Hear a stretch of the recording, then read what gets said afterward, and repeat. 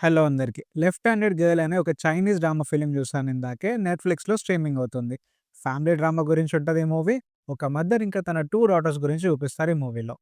ఇక కథ విషయానికొస్తే ఒక సింగిల్ మదర్ వాళ్ళ ఇద్దరు డాటర్స్‌తో కలిసి ఉంటది.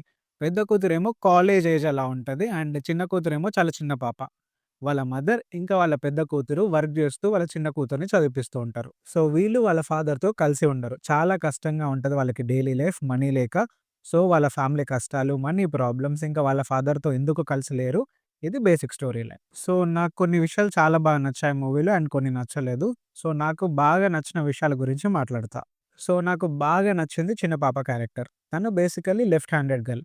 సో తన సైడ్ నుంచి చూపించే స్టోరీ అంతా చాలా బావుంటది. ఒకరోజు తనతో వాళ్ళ తాత ఏమంటాడంటే, లెఫ్ట్ హ్యాండ్ అంటే డెవిల్స్ హ్యాండ్ అని, లెఫ్ట్ హ్యాండ్ యూజ్ చేయడం మంచిది కాదని. సో, అది తన మైండ్‌లో బాగా ఫిక్స్ అయిపోతది. లెఫ్ట్ హ్యాండ్ మంచిది కాదు అండ్ తను లెఫ్ట్ హ్యాండ్‌తో దొంగతనం చేయడం కూడా స్టార్ట్ చేస్తది. ఇలా చిన్న పిల్లలకి ఏదైనా నెగెటివ్ విషయం చెప్తే వాళ్ళు దాన్ని చాలా సీరియస్‌గా తీసుకుంటారని ఒక మంచి పాయింట్ తీసుకున్నారు మూవీలో. అండ్ క్లైమాక్స్ సీన్ ఉంటది. వీళ్ళు ముగ్గురు ఫ్యామిలీ ఫంక్షన్‌కి అటెండ్ అయితారు. అక్కడ జరిగే సీన్స్, డైలాగ్స్ ఇంకా ఒక పెద్ద ట్విస్ట్ చాలా బా నచ్చింది.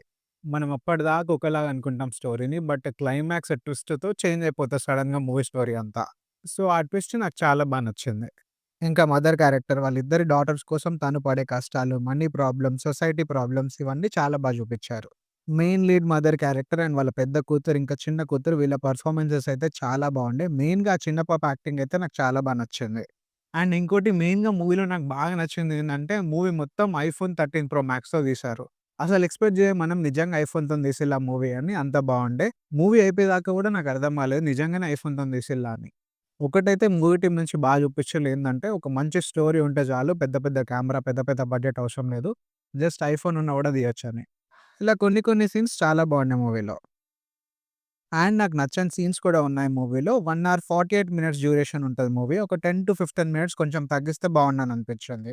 ఇంకా వాళ్ళ పెద్ద కూతురివి కొన్ని సీన్స్ ఉంటాయి. అవి కూడా అన్నెసెసరీ అనిపించింది. అండ్ వాళ్ళ గ్రాండ్ మదర్ కొన్ని సీన్స్ ఉంటాయి. అవి కూడా యావరేజ్‌గా అనిపించినాయి. సో, ఓవరాల్‌గా మూవీ ఎలా ఉందంటే నాకైతే నచ్చింది. పక్కా ఒక్కసారి చూడండని చెప్తాను. మెయిన్‌గా ఫ్యామిలీ డ్రామాస్ ఎవరైతే ఇష్టపడతారో వాళ్ళకైతే ఖచ్చితంగా నచ్చుతది. 18+ సీన్స్ 2 ఉన్నాయి. సో, ఫ్యామిలీతో చూడడం చాలా కష్టం. సింగిల్‌గా చూడండి. అండ్ మూవీ ఇంగ్లీష్ డబ్బింగ్‌తో కూడా అవైలబుల్‌గా ఉంది. ఇంగ్లీష్ డబ్బింగ్ కూడా బావుంది. Movie out of the box next level movie అని నేను చెప్పను. బట్ ఒక్కసారైతే పక్కా ట్రై చేయొచ్చు. చాలా బావుంది.